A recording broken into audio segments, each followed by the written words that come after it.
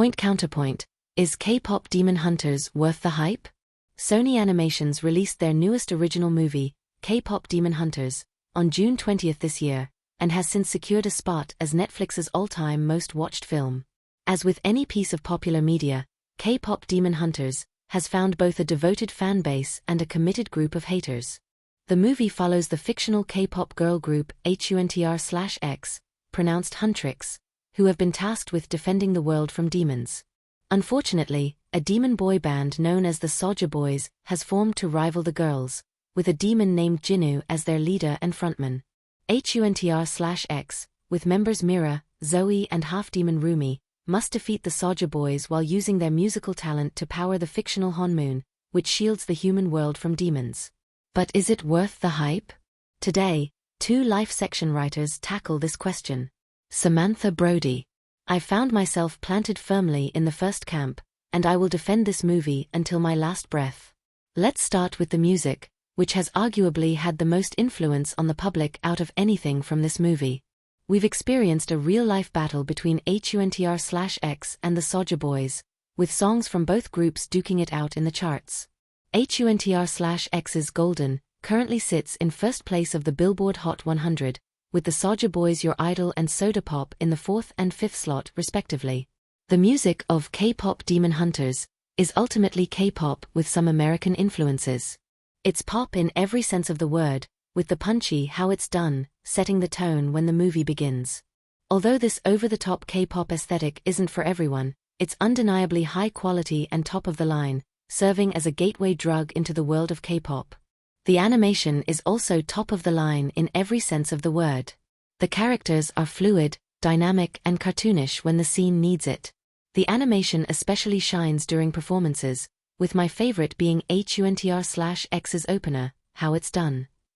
As for the plot, while I do have my gripes, I think it stands above the rest in terms of action, excitement, emotional depth and complexity. Rumi and Jinwoo's story is heart-wrenching, especially when the movie dives into their shared shame. Rumi is ashamed of her demon side, and Jinwoo is ashamed of his evil actions when he was once human. They both want to escape. Unfortunately, not every character is built equally.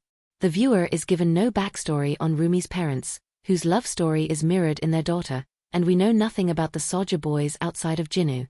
The battle between the Saja Boys and Huntr/X is also surprisingly meta. The two groups are a satire of K-pop culture and idol worship, with the good and bad competing against one another.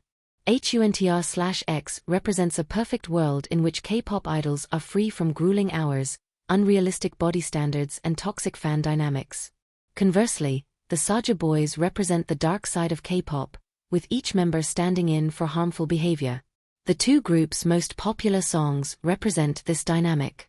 Golden is about the members of Huntr/X finding the authentic version of themselves that they want to be, whereas the Saja Boys spend Your Idol, encouraging a parasocial form of fan worship. Your Idol itself is also a standout song for the film.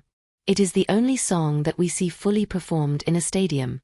Apart from the Saja Boys' teleportation and flight abilities, it's just like a real K-pop performance.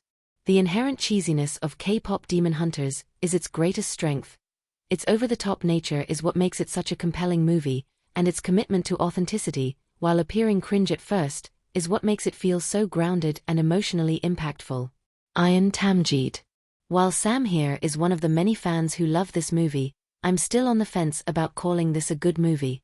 Before I go deeper into what I think are flaws in this movie, I want to state that there are parts of this movie that deserve praise. All the songs here are some of the best pop music released this year, especially Golden, purely because of how much Rumi sells that chorus with her glass-shattering vocals. What It Sounds Like is another bright spot on the soundtrack. The build-up from Rumi singing quietly to herself to that final chorus where everyone in the stadium joined in, a moment of total catharsis. The animation and design of this whole Honmoon world deserves its props as well. Some of the expressions Rumi, Mira and Zoey pull off add to the whole fantasy aspect of Honmoon. The Into the Spider-Verse inspired animation creates some beautiful action scenes that are incredibly fast and fluid. The main K-pop groups being exaggerated versions of the K-pop girl groups and boy bands is a nice aspect as well. It provides some meta-commentary on K-pop stereotypes. Apart from Jinwoo, the rest of the Saja boys are one-note stereotypes. Now, my gripes with this movie: why is the first scene a damn exposition dump on the whole premise and the three HUNTR/X singers?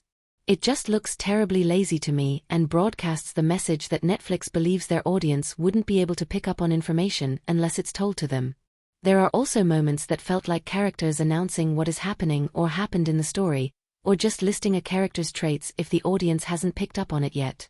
There was an interview by filmmaker Justine Bateman where she said Netflix executives would give notes detailing that a show wasn't second screen enough, which could explain these odd writing decisions. The other big issue is pacing, although little can be done about that since it is an animated movie. I don't know much about animation, but I do know that it takes more time and money to create 90 minutes of animation than live content. The team behind this project needed more time to cook. Though the climax was incredible, reaching it felt rushed. I think there needed to be 1 or 2 more scenes to highlight Rumi's fall from grace and her subsequent coming to terms with her identity to make the arc more believable. Another issue with the pacing is that the supporting cast isn't as fleshed out. Even if the first scene may be a lazy exposition dump, the next scene engrosses you in HUNTR/X effortlessly killing some baddies and singing dun dun dun for a sea of screaming, adoring fans. While there are aspects of this film that irk me, I can't bring myself to hate something called K-Pop Demon Hunters.